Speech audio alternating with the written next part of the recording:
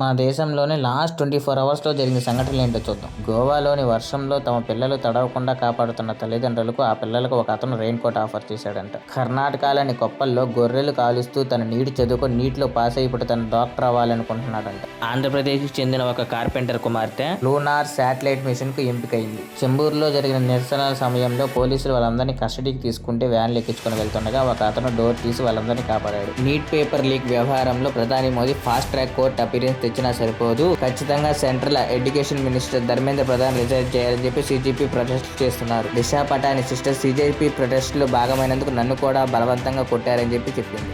బీహార్లో మధ్యాహ్నం భోజనం తిన్న తర్వాత 100 మందికి పైగా హాస్పిటల్లో చేరారని వార్త వచ్చింది. దానికి కారణం ఏంటని కనుక్కోగా దాంతో తేలి ఉన్నట్టుగా సమాచారం అందుకుంటున్నారు. యుఎన్లో సరిహద్దు ఉగ్రవాదంపై పాకిస్తాన్ ను భారత్ తీవ్రంగా విమర్శించింది. ముందు మీ దేశంలోని సమస్యలను పరిష్కరించండి అని చెప్పి ఘాటుగా స్పందించింది. బాలీవుడ్ నటుడు అమీర్ ఖాన్ మేనల్లుడు ఇమ్రాన్ ఖాన్ నేను సిజేపీ ప్రొటెస్టులకు మద్దతుగా అండ్ అలాగే అంకితభావం తెలపడానికి వచ్చానని చెప్పాడు. దురంధర్ మూవీలో సాంగ్ చేసినటువంటి ఆయేషా ఖాన్ సిజేపీకి మద్దతుగా వచ్చినందుకు వార్తలను అలాగే క్రిటిసిజం ని ఒక్క మాటతో కొట్టిపడేసింది. అదేంటంటే నేను నా కెరియర్ నైనా కోల్పోతానేమో కానీ నా వెన్నెముకను కోల్పోదలుచుకోవట్లేదని చెప్పింది. అంటే అర్థమయ్యే ఉంటుంది మీకు. మణిరత్నం గారి కాంబినేషన్ లో వస్తున్న Vijay Sethupathi and Sai Pallavi movie July 23rd start చేయబోతున్నట్టు రిపోర్ట్స్ ప్రకటించాయి. ఇండియాకి సంబంధించిన రోతాష్ చౌదరి అనే వ్యక్తి గంటలో 822 పుషప్స్ ఇచ్చాడు. అందులో ఏముంది నార్మల్ అనుకుంటున్నారా? తనపై 60 pounds వెయిట్ పెట్టి అలా గంటలో 822 పుషప్స్ చేసి వరల్డ్ రికార్డ్ సృష్టించాడంట. శ్రీలంక నేవీ 9 మంది ఇండియన్ ఫిషర్స్ ని తల్మైనార్ సమీపంలో అరెస్ట్ చేసింది. అలాగే వాళ్ళ ట్రైలర్ ని కూడా స్వాధీనం చేసుకుంది. ఈ సిజేపీ ప్రొటెస్ట్ అంటే ఏంది, ఎందుకు స్టార్ట్ అయింది, అసలు ఏం జరుగుతుందని చెప్పి లాస్ట్ లో చెప్తాను. ఇప్పుడు ఎంతమంది సెలబ్రిటీలు ఎంతమంది మాట్లాడారో చూద్దాం. సల్మాన్ ఖాన్ కూడా విద్యార్థుల విద్యకే ప్రాధాన్యత ఇవ్వాలి, కొత్తగా నేర్చుకోవడానికి ఎంకరేజ్ చేయాలని చెప్పి పేర్కొన్నారు. క్రికెటర్స్ లో బీసీసీఐ రూల్ ని బ్రేక్ చేసి మరి సుమన్ గిల్ తన ఇన్స్టాగ్రామ్ లో స్టోరీ పెట్టాడు స్టూడెంట్స్ కోసం. అలాగే పవన్ కళ్యాణ్ గారు మాట్లాడుతూ మీరు ప్రధాని మోదీని బీజేపీని కావాలంటే నన్ను కూడా విమర్శించవచ్చు, కానీ భారతదేశానికి వ్యతిరేకంగా పోరాడుతున్న భారతీయులందరినీ శిక్షించాలి అలాగే ఖండించాలని చెప్పి పవన్ కళ్యాణ్ గారు చెప్పారు. అసలు ఈ కాక్రోచ్ జనతా పార్టీ ఎందుకు ప్రొటెస్ట్ చేస్తుంది, ఎందుకు ఎంతమంది పిల్లలు నిరసన చేస్తున్నారో తెలుసుకుంటాం. ఫస్ట్లీ ఇంతకు ముందు నీట్ పేపర్ లీక్ అయింది కదా, దాని తర్వాత మళ్ళీ రీనీట్ ఎగ్జామ్స్ కన్వర్ట్ చేశారు, మళ్ళీ మార్కులు వదిలారు.